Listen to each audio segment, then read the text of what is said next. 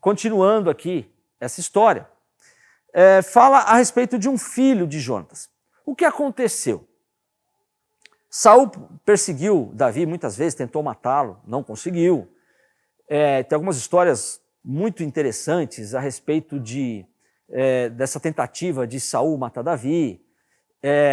Teve um dia lá que Davi ele foi, né, com algumas pessoas, onde Saul estava acampado, então tinha Saul dormindo, os seus capitães em volta, ele entrou lá dentro, ninguém escutou nada, não é porque ele foi em silêncio, a Bíblia diz que Deus não permitiu que ele escutasse.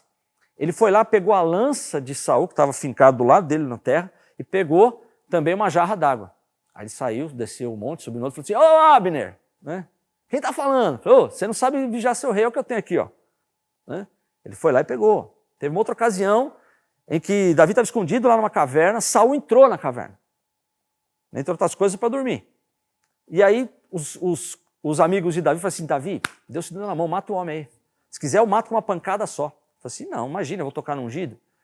Então ele pegou, cortou o manto de Saul e saiu de lá. Né? Mas Saul, até o fim da sua vida, tentou matar Davi.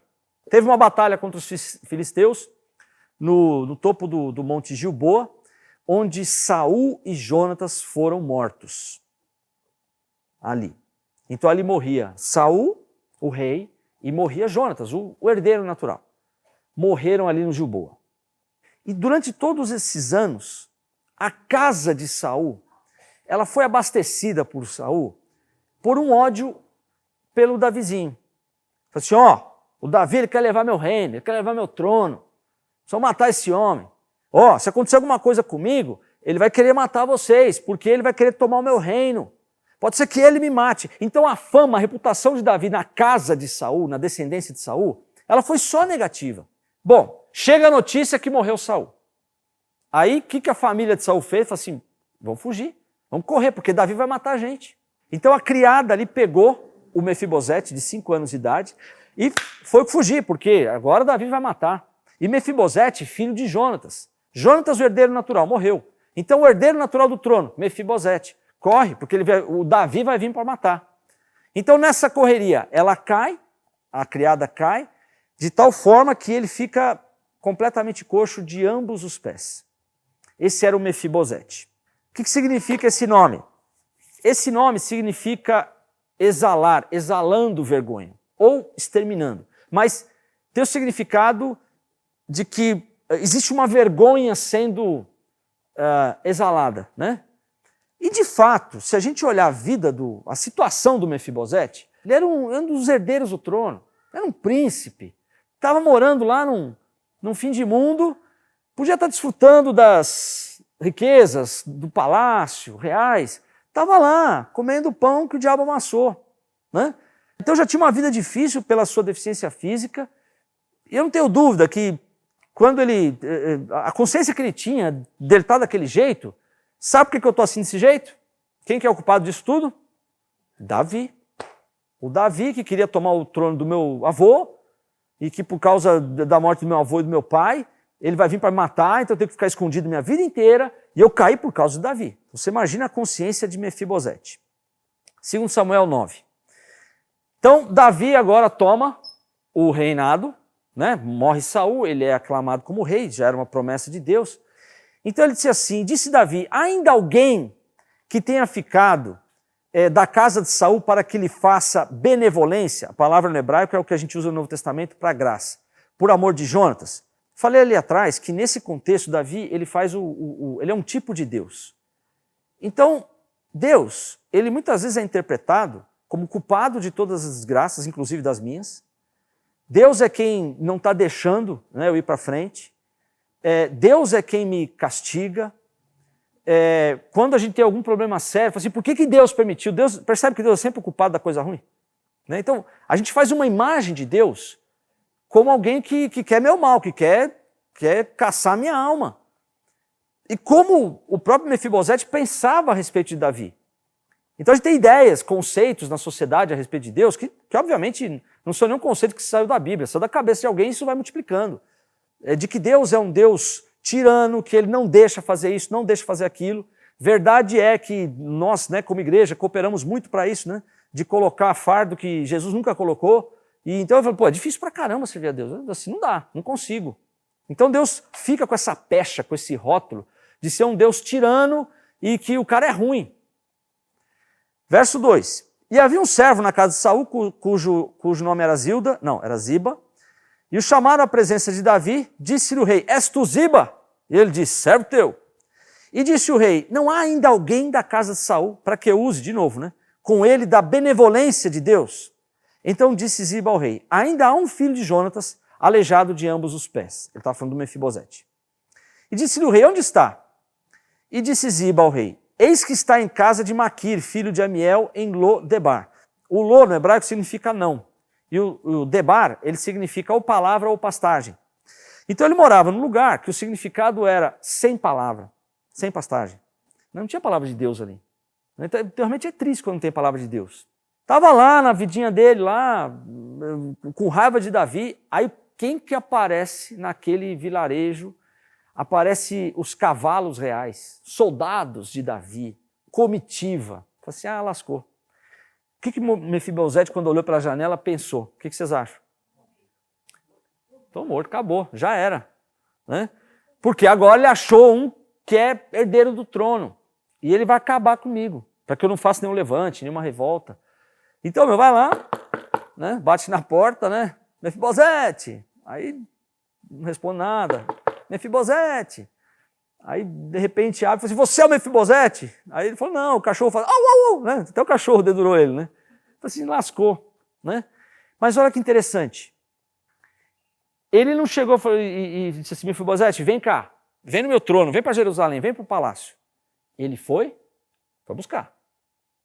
Não diferente do que Deus faz. Deus, ele não fica esperando, fala, vem cá, sobe aqui, atinja a santidade, né? A gente costuma dizer, assim, mas desse jeito Deus não te recebe. Desse jeito Deus não responde à oração. Se você não fizer isso ou aquilo, você não vai ser abençoado. A gente coloca um monte de sei de condições, né? Então parece que ele está subindo uma escada, né, que o degrau precisa estar legal, porque nesse degrau não estou bem. Então volta 2 casas. Deus ele vai buscar. Como é que você diz isso? A parábola da ovelha perdida. Uma ovelha se perde dentro de 99. Né? É 1%. Você perder 1%, você não vai ficar pobre, né? Mas o pastor fala assim, não, eu vou atrás do 1%, eu vou atrás da uma ovelha. O pastor sai de noite, vai lá, andando lá pelos lugares, pelas pastagens, ele acha a ovelha, que possivelmente podia estar num buraco, né, caiu numa cova ali. O que ele faz? Ele vai lá, pega a ovelha, coloca sobre os ombros. A Bíblia diz que ele volta alegre. Chega em casa, ele dá uma festa. Não é a ovelha que faz festa, porque foi encontrada, mas o pastor dá a festa porque ele encontrou a ovelha perdida. Então essa é a dinâmica de Deus. A dinâmica de Deus não é esperar que você chegue, mas ele vai buscar. Nós não vamos subir para o céu pela capacidade. Jesus vai buscar a gente já. Você imagina, abriu a porta ali da sala do trono, aí ele olha Davi, e ele fala, Mefibosete. Aí ele fala assim, deixa eu dar uma última cartada aqui. Olha, estou aqui o teu servo, faça o que quiser. O que o senhor quiser eu faço, aqui só não me mata. E disse-lhe Davi, não tenha medo. A primeira coisa que ele falou, depois que chamou ele pelo nome, falou assim, não temas, porque de certo usarei contigo de benevolência, ou de graça, por amor ao Jonatas, porque ele tinha uma aliança com Jonatas. Deus, aqui que é representado por Davi, fez uma aliança com seu filho Jesus, que aqui é representado por Jonatas, e ambos fizeram nessa aliança uma promessa de abençoar a descendência. Mefibosete, ele era descendência de Jonatas e sequer sabia dessa aliança. Mas ele era o beneficiário da aliança.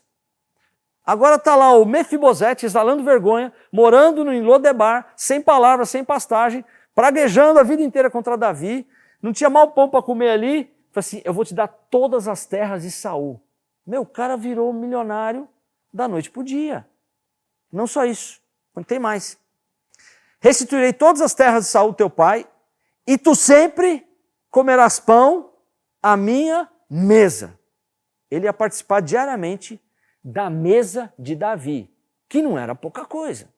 Então se inclinou e disse, quem é teu servo para teres olhado para um cão morto? Cão morto, o hebraísmo, a expressão disso aqui, significa lixo. Ele tinha somatizado, ele tinha incorporado o nome dele. Né, o exalador de vergonha. Ele falou assim, eu sou um lixo. E é uma vergonha ser um lixo. Ele se achava essa vergonha, mas de novo, falei lá no início, Deus ele tem uma obsessão para colocar a justiça dele, para colocar as coisas em ordem.